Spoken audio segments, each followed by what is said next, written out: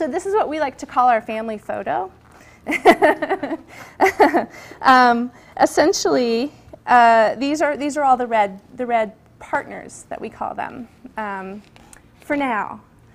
And we're so proud of each and every one of those. As you can imagine, each business has different strengths, and we have a variety of partners, big and small. And they all create value in terms of the dollars that they generate, obviously, but they also have different strengths that we tap into. We partner with the world's best brands to create cool red products. So you'll see not every actually a lot are on this page, but not all red products are red. But what they do have is the product to the power of red, and that's how we designate our brands. All right, so how does red come into the mix? With the red idea and momentum, we call this the red pixie dust. So we enter the scene with the red family of friends, which are, you know, Kanye West, Oprah, Christy Turlington, these amazing people who have come forth to help us. And we create red moments that result in this really unique buzz factor that, you know, you could never pay for in a million years as a brand, and you would always hope for. Some examples are, obviously, we took over the Oprah show when we launched. Damien Hirst did an auction at Sotheby's that raised over $40 million in a matter of hours. And lastly, it results in this passionate community that I was referring to earlier. As a marketer, how can you possibly be so lucky to be involved in a brand that people are just crazy to talk about and wear your products and be involved in every way possible? So as a red brand, not only do you need to get to be part of that, but really you're at the center of it. And it's really because this community is there to use their money to change the world. And some examples I thought I'd share with you. When MySpace opened up the red community, it quickly became the largest community on MySpace, largest branded community on MySpace. So people flocked there to get involved quickly. Starbucks, when they launched Red, held an event because they were giving 1% of their proceeds from every single beverage sold on World AIDS Day to Red. And Facebook actually gave them an award because they had the largest event that had ever occurred on Facebook. So I'm just sharing this, like, people want to be involved in something bigger than themselves and make their purchases make a difference. And it can result in quite a passionate community. What's next?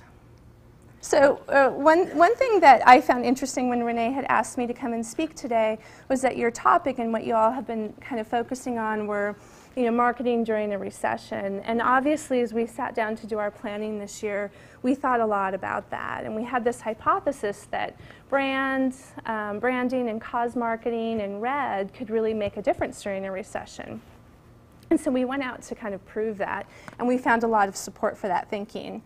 And the first point that we have here is that customer loyalty is most important during tough economic times, because when the market turns around, you'll be better positioned to ride it. So that seems really logical. I was just reading, I don't know if you saw the article about a month ago in the New Yorker about this topic exactly. And one of the case studies that they brought forth that I've been walking around talking about is Kraft versus Post cereal back in the late 20s.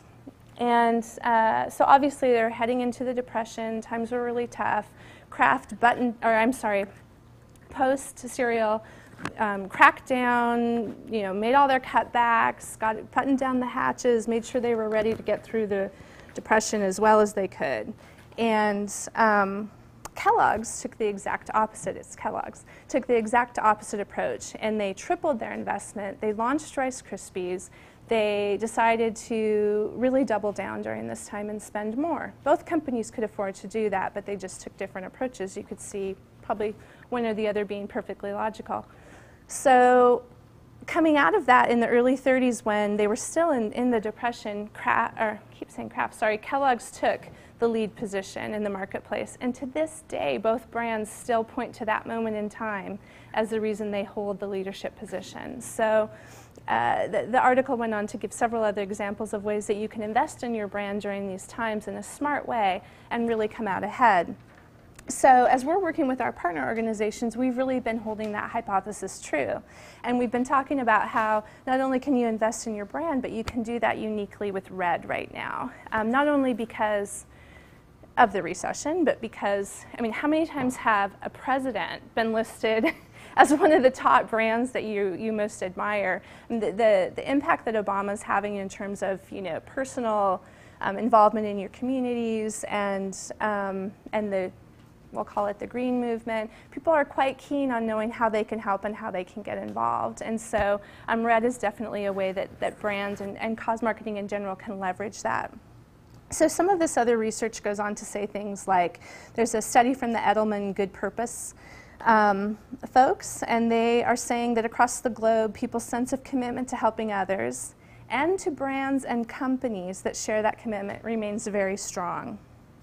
So, I mean, volunteering itself is up. Like, people are actually willing to physically go out and get more involved, which is pretty crazy coming out of the times that we've been in. So we're definitely seeing that to be true. Consumers are looking for more meaning in their marketing. So people are saying that they want to help and contribute to their community, but guess what? Surprise, surprise, shopping is not a fulfilling experience. I mean, they say that resoundingly. However, 3/4 say they'd like to buy brands that make donation to worthy causes. So there's definitely an opportunity to make shopping a more meaningful experience and allow people to use the power of their dollar to make a difference. There was a report that came out saying that during a recession, consumers still value brands' commitment to social purpose. 80% said that during a recession it's still important for brands and companies to set aside money for social purpose, and they expect that.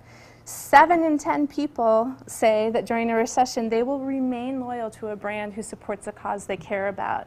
You're starting to see companies respond to that. Has anybody seen the coupon book that Procter & Gamble put out that doesn't give you a discount? It allows you to give coupons when you buy products, so they'll make donations on your behalf to causes that are associated with their products.